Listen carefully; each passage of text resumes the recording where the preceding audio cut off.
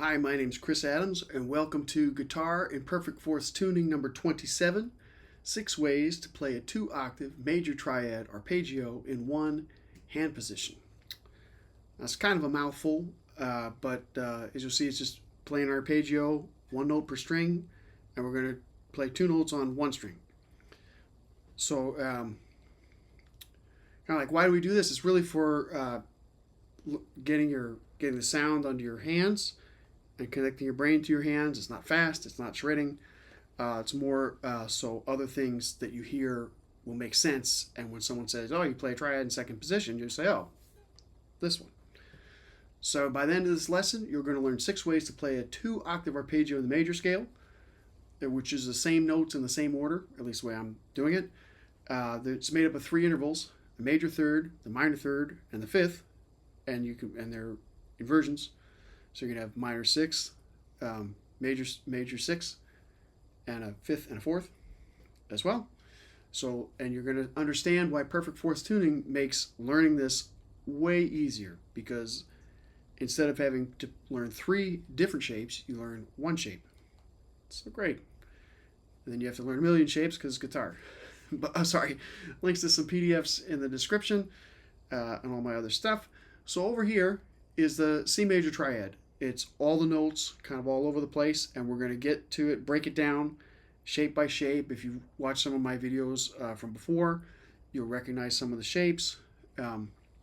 So these are the notes we're going to be focused on today. So we're going to start on the C.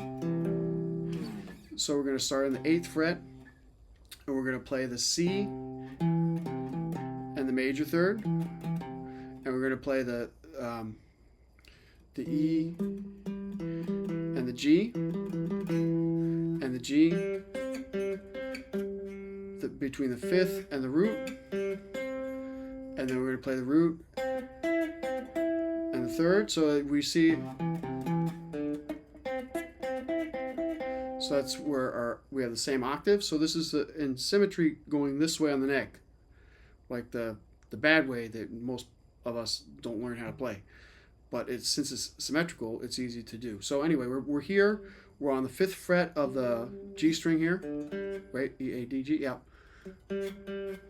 We're playing major third there. And then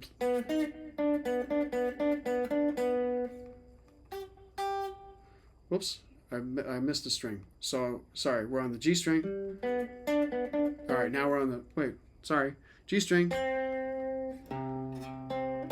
G string, and then on the C string now, because we're tuned up, and on the F string. So this is going to be our largest reach in this one.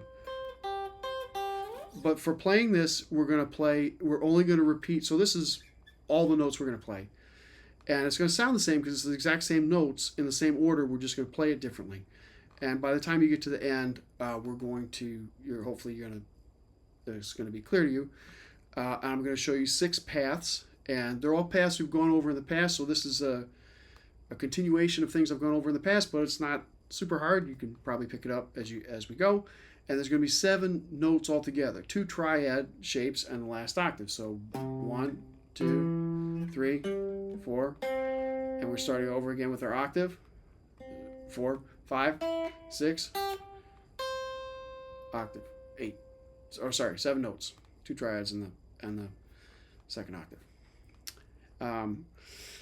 So we're going to play the notes in order, and each version, each of the variations, we're going to play 2 notes on one string, and you're going to see the pattern on the left. We're going to kind of like move it up the neck, and once you play it through a few times and kind of feel it happening, hopefully some things will open up. So I'll just start in. So this is 2 notes on the high string, the F string. So we're going to start here on the 8th fret. So this is our root position of the triad: root, 3rd, 5th, and root, 3rd of the chord on the 4th fret, 5th of the chord up here, and then root, right? And then you can notice that this is root position, first position, root position of the triad. First inversion is the 3-5 root, and then right away is the second inversion, and we're going to go back to the first inversion, and we're just going to finish it up on the root. Okay, so and here we notice that there's the same shape repeats, only in perfect fourth tuning, of course. So here's our root position triad, and we just move our hand.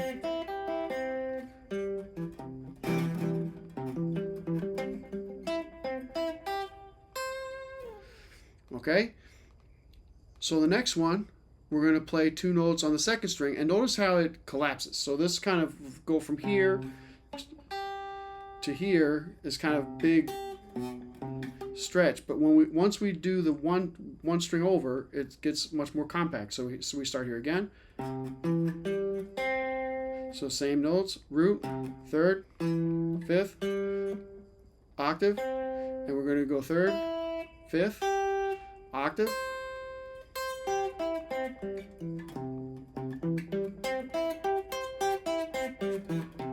So when you're learning this, you start with the first one, then go to the second one. So, and you can do it, you know, it's practicing doing it in any order. The more orders you learn to do it in, the more you're going to learn. But so we change from just on the first string. Whoops. Blech. Root, fifth, third, root, fifth, third, root. And we just move the one note from here to here. So we're going to go root, third, fifth, root, third, fifth, root. You can get that all kind of in one hand position, one without really sliding your hand. So next, we're going to go to on the G string. So we're going to root, third, fifth, root, third on the same string, fifth, root.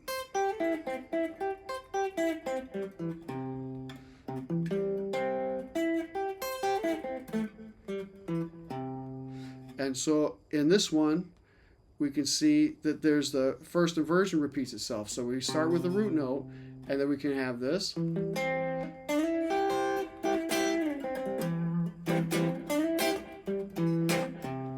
The same hand position. So this is what perfect fourths enables us to do, to play the first inversion. Very easy hand position to get into.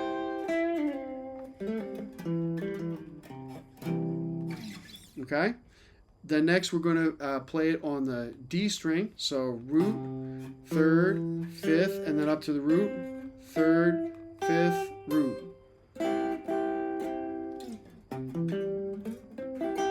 And in this one, the root position repeats itself.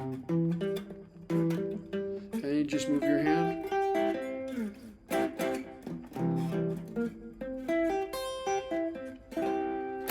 You can play the same chord. You can hit the octave here too. So you go like root. So 8th fret, 7th fret, 5th fret, 5th fret. And you can move up to 9th fret.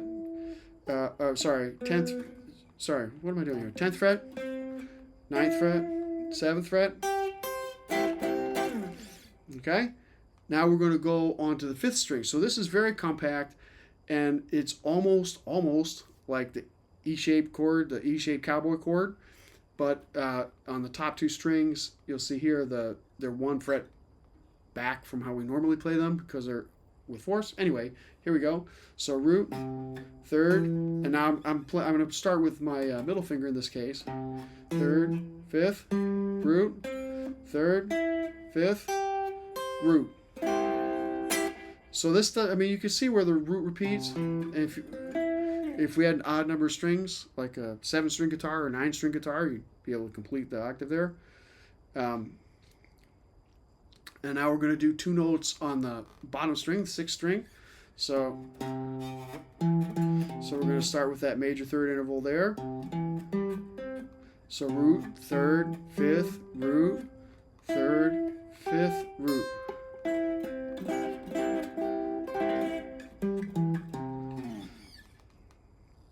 And here we have again, so instead of playing the first inversion here, we're playing it here. And you can hear Eric Johnson does a great video where he describes like the tones that he plays, and with the Fender style guitars, I find it makes a bigger difference. But so you hear the timbre of that. So this same thing. Whoops. Oh, I don't have enough strings here. So sorry. So here's, we're on the root again. See, it's exact same notes, but they sound different depending on what you're going for in your tones. So anyway, here's the whole thing again. So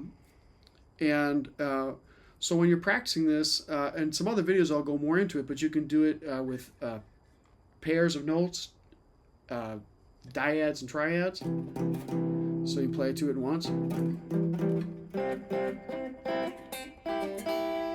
And then when you do that, you kind of have to shift up.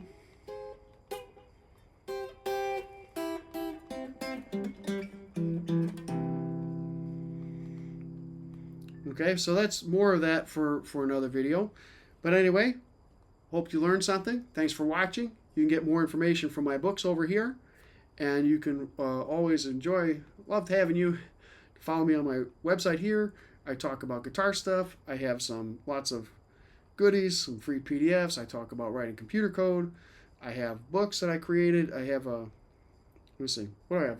Stereogram books. You guys like stereograms?